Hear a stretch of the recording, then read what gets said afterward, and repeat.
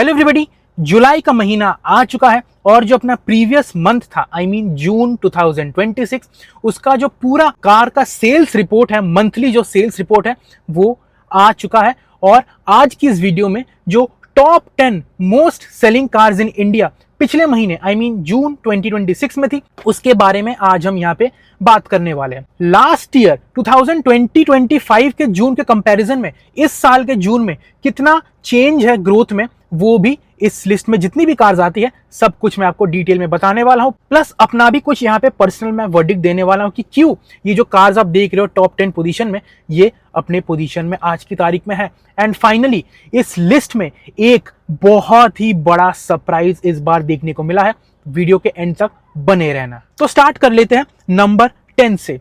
तो 10वें नंबर पर आ जाती है Hyundai की सब कॉम्पैक्ट एसयूवी जो की है वेन्यू। भाई जब से वेन्यू का ये नया जनरेशन मार्केट में आया है ना, इसकी सेल्स बहुत ही ज्यादा पहले के मुकाबले बढ़ चुकी है। लास्ट महीने वेन्यू बिकी थी 10,776 यूनिट्स। पिछले साल 2025 में जून में Hyundai वेन्यू बिकी थी मात्र 6,858 यूनिट्स। तो कहीं ना कहीं 57% ग्रोथ Hyundai वेन्यू में देखने को मिला है। मेन रीजन ग्रोथ का मेरे हिसाब से इस बार जो उन्होंने लुक किया है, जो बड़ी कार वाला फील है, प्लस जो इंटीरियर का क्वालिटी उन्होंने इस बार दिया है, this is one of the best in the segment.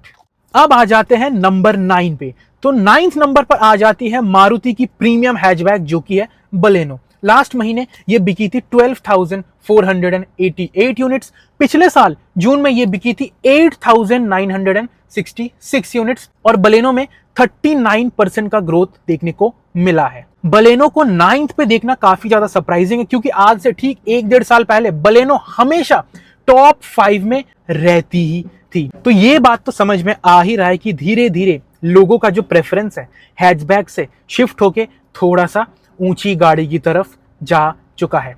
इसका मैं जस्टिफिकेशन अभी दे देता हूं, क्योंकि नंबर 8 पे जो गाड़ी है that is the Maruti Fronx. Fronx और बलेनो कहीं ना कहीं सेम ही कार है, जस्ट फ्रॉन्क्स थोड़ी सी ऊंची पड़ जाती है, दिखने में थोड़ी सी मार्जिनली बड़ी लगती है, जिसकी वजह से ये बलेनो से ज्यादा बिकी है। पिछले महीने फ्रॉन्क्स बिकी है 13,135 यूनिट्स। वहीं पिछले साल जून से अगर हम कंपेयर करें तो पिछले साल ये बिकी थी 9,815 यूनिट्स। तो कहीं ना कहीं फ्रॉन्क्स को 34% यहाँ पे इंक्रीमेंट देखने को मिला है। और रीजन भी यही है कि फ्रॉन्क्स का जो बेस मॉडल है ये काफी ज्यादा वैल्यू फॉर मनी है। फ्रॉन्क्स के बेस मॉडल से आपको सीएनजी का भी ऑप्शन मिल जाता है। हायर वेरिएंट में आपको naturally aspirated petrol, turbo petrol, बहुत सारे यहाँ पे ऑप्शंस मिल जाते हैं।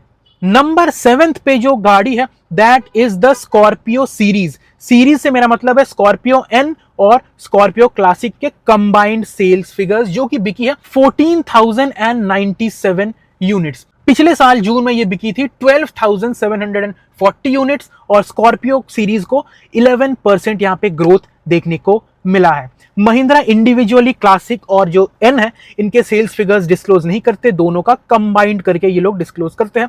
मेरे हिसाब से लगभग 60-40 के रेशियो में जो एन है और क्लासिक है वो बिकी है। 60% सेल्स एन की हुई है और 40% सेल्स क्लासिक की हुई है। This is just my personal perception guys. और इतनी ज्यादा बिके भी क्यों ना, क्योंकि उस प्राइस पॉइंट पे उतनी बड़ी दिखने वाली और कोई भी गाड़ी और किसी भी ब्रांड के पास आपको देखने को नहीं मिलता है। तो जो भौकाल है ना 100% स्कॉर्पियो में आपको मिलता ही है। अब आ जाते हैं नंबर 6 पे। तो 6 पे जो गाड़ी अपनी आ जाती है that is the Maruti Swift, जो कि पिछले महीने बिकी है 15,215 यूनिट्स। वहीं लास्ट ईयर जून में ये बिकी थी 13,275 यूनिट्स। जो ग्रोथ स्विफ्ट में देखने को मिला है दैट इज 15%। एक टाइम पे स्विफ्ट टॉप 5 में हमेशा रहती थी, बट अभी देख सकते हो अगेन 6th नंबर पे ये धीरे धीरे स्लाइड कर चुकी है, क्योंकि जैसे कि मैंने आपको बताया था लोगों का जो प्रेफरेंस है वो अब धीरे धीरे चेंज हो रहा है। लोग यही ढूंढ रहे कि कम प्राइस पे ऊंची दिखने वाली कार अपने को कौन सी मिल पाती है। तो अब आ जाते हैं टॉप 5 पे। तो फिफ्थ नंबर पे जो गाड़ी आ जाती है that is the Maruti Ertiga, जो कि बिकी है 16,111 यूनिट्स। पिछले साल जून में ये बिकी थी 14,151 यूनिट्स और ग्रोथ इसमें देखने को मिला है 14%। अर्टिगा की सेल हमेशा एक हाई वॉल्यूम पे रहती है। रीजन यही है कि अर्टिगा बहुत ही ज्यादा अपनी फ्लीट में बिकती है, मैक्सिमम तो अपनी फ्लीट में ही अर्टिगा निकल जाती है, इसीलिए आई डोंट थिंक अर्टिगा की सेल में कभी भी आपको एक मेजर ड्रॉप देखने को मिलेगा। नंबर फोर्थ पे जो गाड़ी आ जाती है that is the Maruti Suzuki WagonR, जो कि पिछले महीने बिकी है 16,952 यूनिट्स। लास्ट ईयर जून में यही बिकी थी 12,930 यूनिट्स और वैगनआर के सेल्स में 31% यहाँ पे ग्रोथ देखने को मिला है। First time buyers generally Maruti की शोरूम पे ही जाते हैं और वैगनआर उनको पसंद आ जाती है क्योंकि उस प्राइस पॉइंट पे आपको जो स्पेस अंदर मिल रहा है दैट इज एक्सीलेंट। उसके बाद आपको सीएनजी का ऑप्शन मिलता है, आपको दो पेट्रोल ऑप्शन का मिल जाता है, एक 1 लीटर और एक 1.2 litre. And mind you WagonR भी अपनी बहुत ही ज्यादा फ्लीट में बिकती है, तो वैगनआर की भी जो सेल्स है इसको तोड़ना काफी मुश्किल है। अब आ जाते हैं थर्ड पोजीशन पे, तो थर्ड पोजीशन पे अपनी आ जाती है मारुति की छोटी sedan that is the desire, जो कि पिछले महीने 17,899 यूनिट्स बिक चुकी है। पिछले साल जून में 15,484 यूनिट्स बिकी है और 16% ग्रोथ डिजायर में आपको देखने को मिलता है।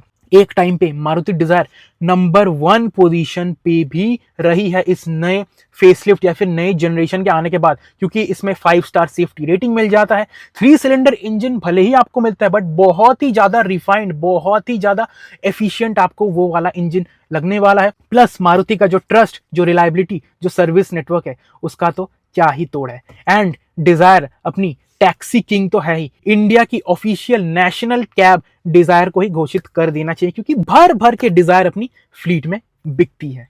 अब आ जाते हैं टॉप 2 पे, क्योंकि यहां पे बहुत तगड़ा आपको सरप्राइज देखने को मिलने वाला है। तो सेकंड पोजीशन पे जो गाड़ी आती है वो है अपनी टाटा की नेक्सॉन, जो कि पिछले महीने बिकी थी 18,335 यूनिट्स। लास्ट ईयर जून में ये बिकी थी 11,602 यूनिट्स। नेक्सॉन में 58% का ग्रोथ यहां पे देखने को मिला है। रीजन बहुत सारे हैं नेक्सॉन के बिकने का। फर्स्ट रीजन कि आपको भर भर के इंजन और ट्रांसमिशन ऑप्शंस मिल जाता है, आपको पेट्रोल मिलता है, आपको डीजल मिलता है, आपको सीएनजी मिलता है, आपको ईवी मिलता है। ये इंडिया की एकमात्र ऐसी गाड़ी है जिसमें आपको ये चारों ऑप्शंस देखने को मिल जाते हैं। प्लस वेरिएंट्स भी बहुत सारे आपको टाटा में देखने को मिल जाता है। एंड फाइनली अपना देश का लोहा तो है ही, है ना। अब आ जाते हैं नंबर 1 पे, क्योंकि सबसे मेजर सरप्राइज यही है।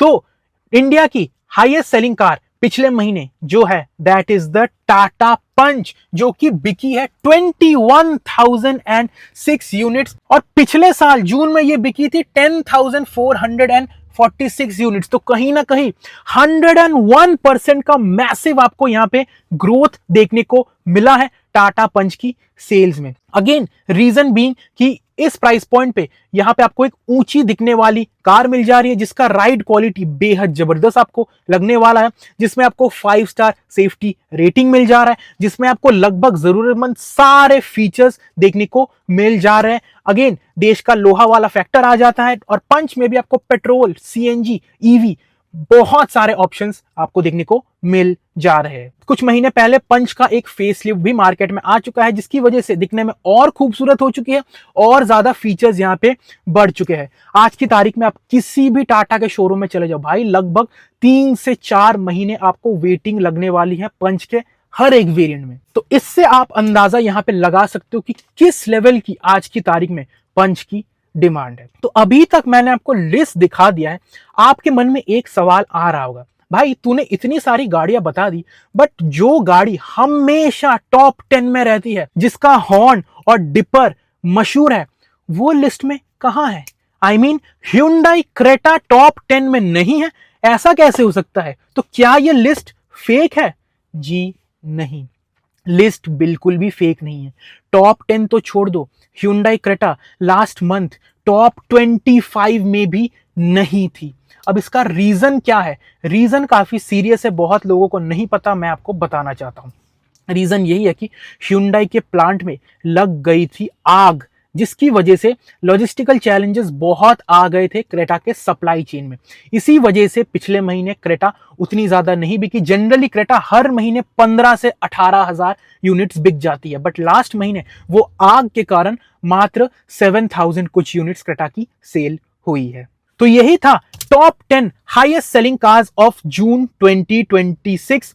आप लोग बताओ इस लिस्ट में सबसे मेजर सरप्राइज आपके लिए कौन सा था, और क्या आप चाहते हो फ्यूचर में मैं ऐसे ही हर महीने टॉप 10 जो सेल्स फिगर्स है ये आपको बताऊं और एनालाइज करके दिखाओ कि क्यों ये गाड़ी इस पोजीशन पे है। ये भी कमेंट में बता देना। वीडियो पसंद आया वीडियो को एक लाइक कर देना, पसंद नहीं आया डिसलाइक भी कर सकते हो। इतना तक अगर आपने वीडियो देख लिया है, thanks for watching and signing off.